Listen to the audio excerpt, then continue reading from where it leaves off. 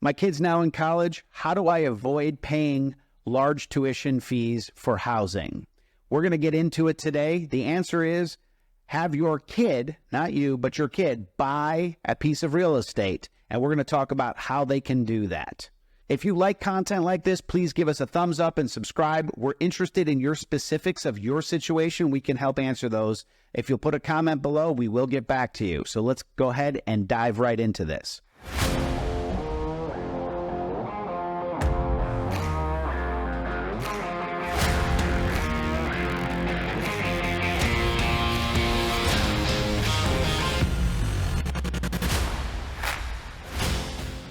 As I said earlier, the answer is have them buy a house, and you go, okay, that's it. This is easy. We're not going to be able to do that. They can't. My kid can't buy a house.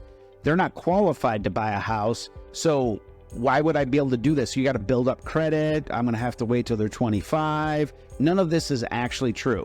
Both of my kids, I have 3 kids, 2 of the 3 bought houses, and one was very specific that I'm not sure is able to be duplicated. She bought at the age of 17. But we're going to talk about my son, who bought 3 months after the age of 18 and was the primary borrower with 5% down, and what that looks like.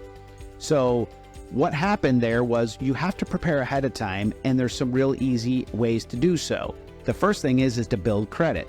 Now, what most parents tend to do is they go out and they try to get credit cards for their kids so that they can have some level of credit and hope to build that slowly. That's not a great way to do this. Here's the hack that I would use and that we did use. If you have a credit card that you've had, let's say for a decade, it has a large available credit limit to it, and there's nothing on that card. What we did is we put my son on that as an authorized user. They sent a credit card. When we got it in the mail, we hid it. We did not give that to my son. But what that allowed is, because of the age and the amount of credit that has been there for over a decade, it, within about 30 to 90 days, generated a 750 credit score, which gave him a credit background. That was the first hack. He obviously at that point went out and got his own credit cards and worked to build a couple other lines of credit that were slightly less old and had much smaller available limits on it to kind of bolster that credit. All he did at that point was save part of his down payment. We helped contribute the other part of the down payment, and we did go in as co-buyers on the property. However, he was able to get owner-occupant rates and an owner-occupant first-time homebuyer 5% down loan on this property. This is not something as an investor I would be able to do. I would have to make it a primary residence, which it was not a primary residence for me, but for him it was. What he then did, and you have to check your local ordinances because you'll have HOAs that will prevent this, and you'll have local county municipalities that may prevent this. He bought in an area near a college that did not restrict this type of use, and what he did was get roommates that are his friends and charge them a per room, kind of a boarding house.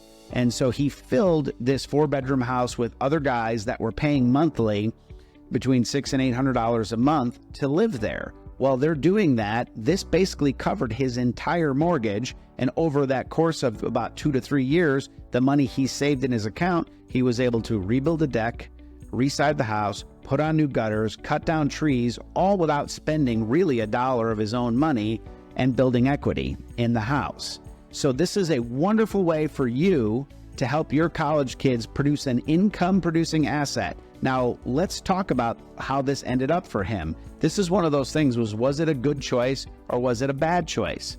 And well, let's kind of look at the numbers. Talking about this, let's just say, I think it's about 3 or 4 years later. After 4 years worth of time since the great 2020 run-up of values, he's sitting into a house that is probably worth approximately $400,000. It does need some updating to it. He is working on that.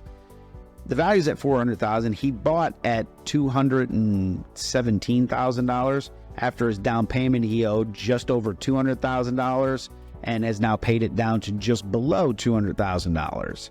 So if you're looking at that, and he has in his bank account approximately $30,000 that he can pay down on all of the other repairs that need to be done and the maintenance issues with the property. Once he brings it fully up to sellable standards, he'd be looking at a 400 plus property in a great area that he can turn around and sell and make a profit on. Now, he has no plans to do so. He's continually just cash flowing that property.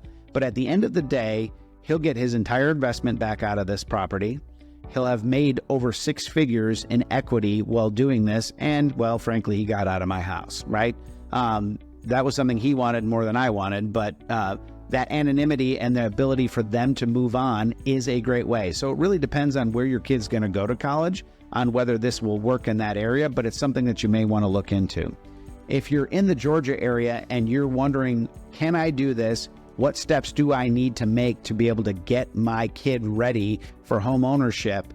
I think it would be awesome if we could have a generation of 18 and 19-year-olds buying responsibly a piece of property and becoming a real estate owner / investor early on so that they can build wealth through real estate rather than going through all the credit card debt ramp up and losing money and learning what we all learned the hard way, which was like, hey, it looks like free money. And then it turns out we have to pay this crap back and it cost us. So if you're interested in having your 18 or 19-year-old be a homeowner and you want to partner with them so that you guys can grow an investment together, please feel free to reach out to us and we'll give you a free consultation on how we did it and talk about the things that you need to know before you get too far down the rabbit hole. Again, thanks so much. We'll talk to you soon.